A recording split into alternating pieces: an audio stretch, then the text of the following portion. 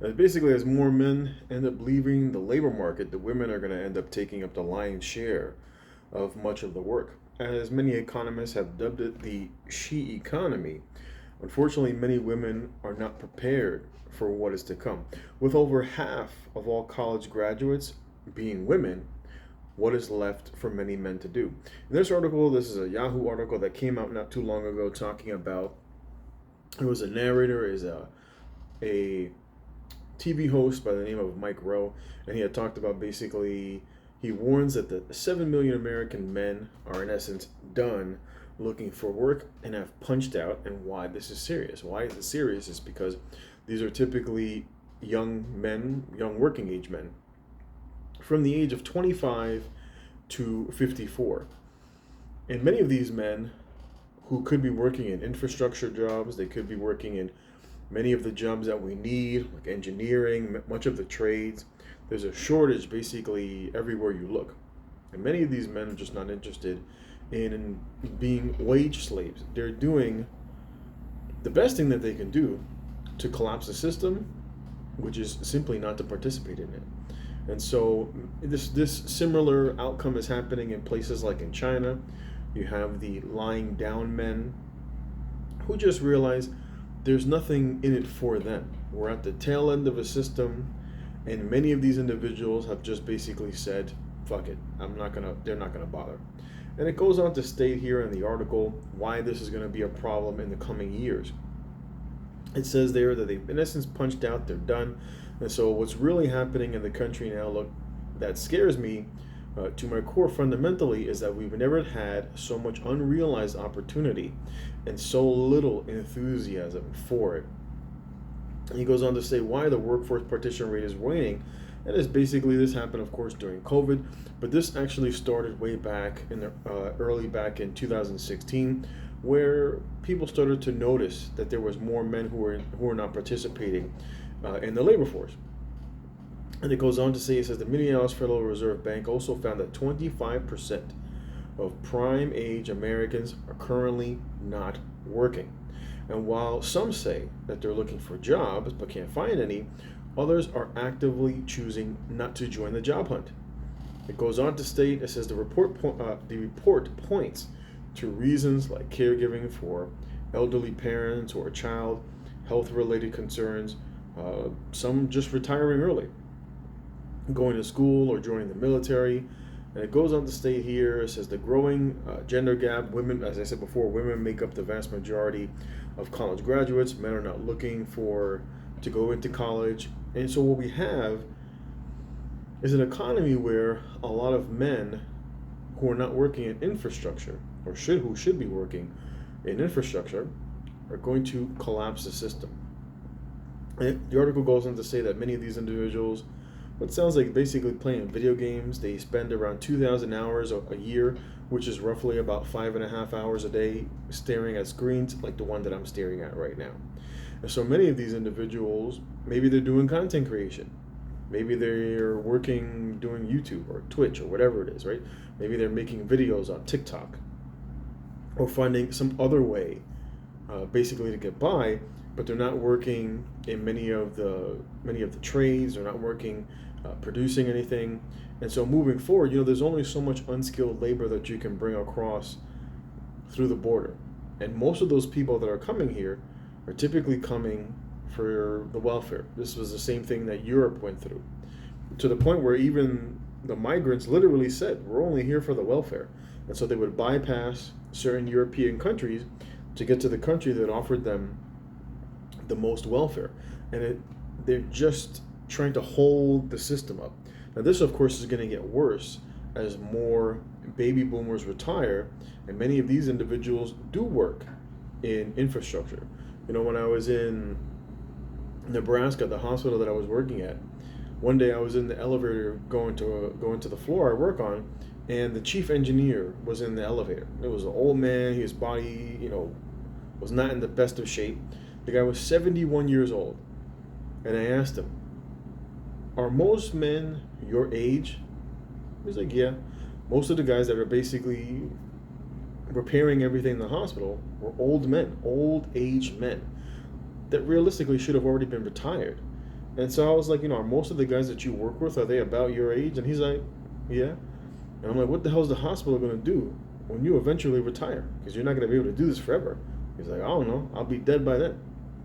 It was very similar when I was when I was in Ohio. Many of the men that worked in trucking were older men, 55 years old. And I asked them, most of the guys are about your age? And they were like, yeah. And he's like, sitting at the table where I was at, he's like, we're all bikers. We all ride bike. And when I take my bike to get fixed, it's like it's an old guy like me that's doing the repairs. It's like I really don't see a lot of young people coming up in the ranks. And we're just at a point where you have a lot of men who have checked out. This is going to be detrimental moving forward, because who's going to pay the taxes? Who's going to build the stuff? Who's going to build the stuff in an economy? And of course, more of that will go overseas, which also means that there will be less, as they say, financially eligible men for many of these American women, who I, of course, don't recommend dating and marrying. They're just Trojan horses for the divorce courts. But in any event, this too, as time goes by, will cause further and further collapse in the population, because obviously these 7 million men are not having kids. So if every one of them had at least one kid, that's 7 million more people coming into the environment, and it's not happening. And so moving forward, for a lot of men, the only thing that's going to happen is the cost of labor is going to go higher. Cost of labor is going to go higher, and you're going to have less people performing services. This is why I said in a video that I did before that there are going to be less nurses. The average age of an American nurse is 55. The average age of an American farmer is 65. So, and like I said before, by 2030, all baby boomers will be 65 or older. And many of these people will end up retiring. There's plenty of nurses that I know that are 64 and they're just like, come 65, I'm out. And I'm like, but where there's a nursing shortage? And they're like, I don't care, it's not my problem. And it is what it is, and this is what's going to happen. This is why this is why they're talking about shoving people into cities. This is why they want people to learn to live with less. Because these people know that there is going to be some sort of a collapse. And they need to propagandize the people. Oh, you shouldn't use oil. Buy an electric vehicle. We don't even have the infrastructure for everybody to buy an electric vehicle. The purpose is to create shortages and rationing. The UK is doing this already by limiting where people can go. They're taxing the people. If you drive a car into the downtown London area, they're going to hit you with a tax if it's not one of these efficient vehicles, because they're trying to penalize people using cars, and then of course the need for oil under the guise of this narrative of climate change. Most of these issues are economic, social issues, not necessarily related to climate change. Climate change is just a narrative because the people constantly want more. There is no end to the wants of the people. We've seen this recently. You need to pay for my Social Security. You got to pay for my health care. You got to pay for the educational system. We need child tax credits. We need more money for Social Security. We need more money for insulin. You need to reduce the cost of my insulin. You need to pay back my student loan. People on the internet calling for $2,000 a month stimmy checks. Who's gonna work? Who's gonna work? But this is what you get with socialism. Socialism works for a short period of time. And America has basically been able to extend that period by printing money and basically sending labor, sending manufacturing overseas. But eventually those people become industrialized, and they want to share in the good times, and they want to have children, and they want those children to have a good life. And so then those people want to raise prices. They want to enjoy the stuff that they build. And so what can America or the West do when they don't produce enough stuff for their living? They don't produce enough to maintain their standard of living. The only thing that they can do is propaganda. This is what I've said before. This is why they push the narrative of all these smaller countries that are second and third world. Oh, you can't use oil. You can't use natural gas. That's dirty. You need to use windmills. You need to use solar. You can't afford solar. They haven't got to that stage, right? Economies grow and they develop over time from agriculture, and then they industrialize and so on and so forth.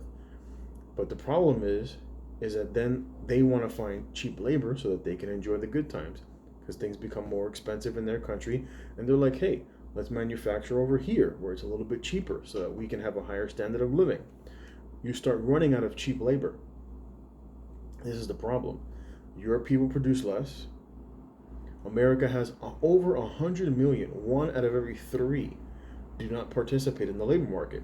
We're coming up on 70 million baby boomers that are going to be drawing from taxes. They're going to be drawing from Social Security. They're going to be coming into the medical system. We're going to need more medical personnel to take care of these people. Where are they going to come from? Who's going to pay the taxes for the baby boomers to enjoy Social Security? As a Gen Xer, we know that shit ain't going to be there. Forget about millennials and Gen Z. That's gone. But this is socialism. This is what you get with socialism. You eventually run out of other people's money. That's where we are. This is where we are. We're at the tail end of a global socialist system. And this is why they push for communism. We already kind of live in a communistic system. Who owns? People find that out very quickly when they realize, you know what? I really don't own my house. I don't own the land. I always need to ask permission to do something. The government will say no. You want to be a plumber, a lawyer, a doctor? Oh, you got to get certified. Who's the one that certifies you? The government. You don't see any of that in a real capitalistic system. But everything is owned and controlled by the government. From your healthcare to your educational system, your police, your military, medicine, everything, your house, it's all owned by the government, because the government is the one that issues the mortgage-backed securities issued by the government. You don't own the home. You own the deed to pay real estate taxes. That's what you own. You own the right to pay taxes. That's what it gets you. But this is what it all looks like. When it comes to an end, the government then needs to secure its power. This is where that firm hand of communism comes from. You will own nothing and be happy. You're going to be in a 15-minute city and you're not going to move. We're going to limit where you can go.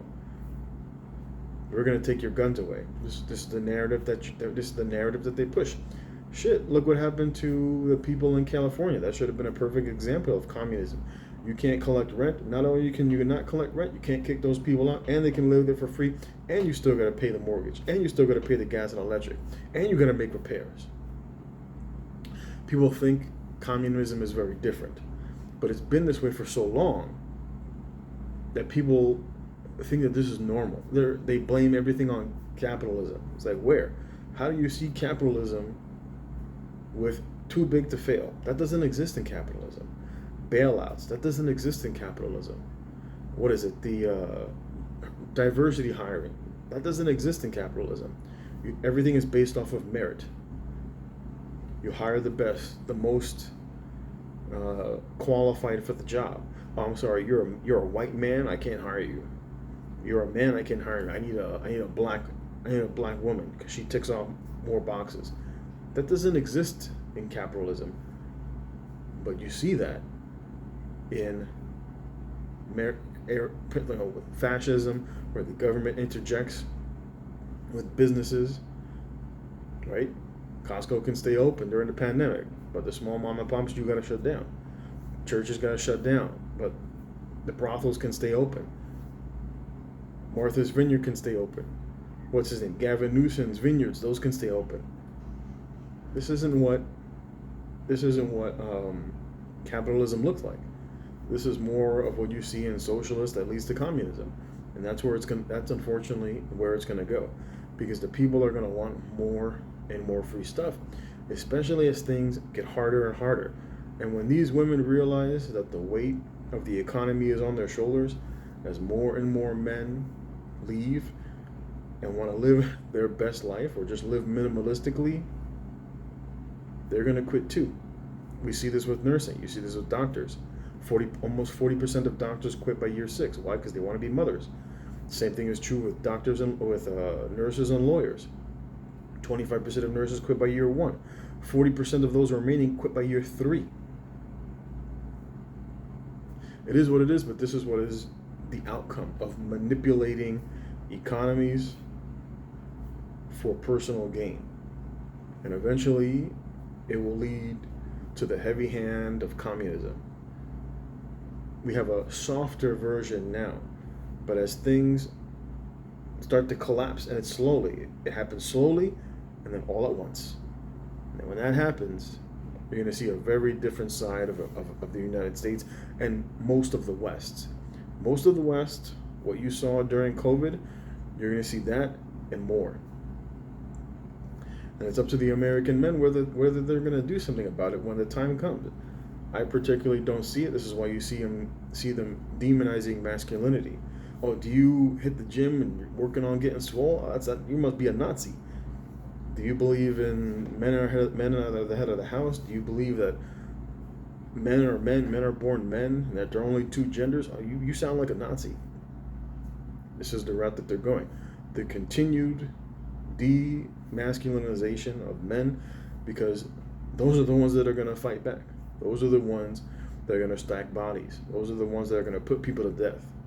And that's what they're afraid of. And so they do everything to propagandize the men.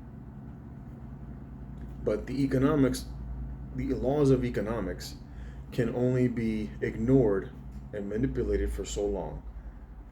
And that is where we're at. When that happens and people have hungry bellies, those AR-15s are going to come out. And it becomes the French Revolution all over again. Just look at France. Now, those people, of course, are rioting and burning shit down for different reasons, because of the welfare. Because the welfare is running out. And when the people can't get their free shit, they're going to be mad. And they're going to be mad at the politicians. It is what it is. But this is what happens, right? As the Apostle Paul said, he who does not work does not eat. And that's the route that we're going. Feel free to like, comment, subscribe. Leave your comment below, and I'll check you next time.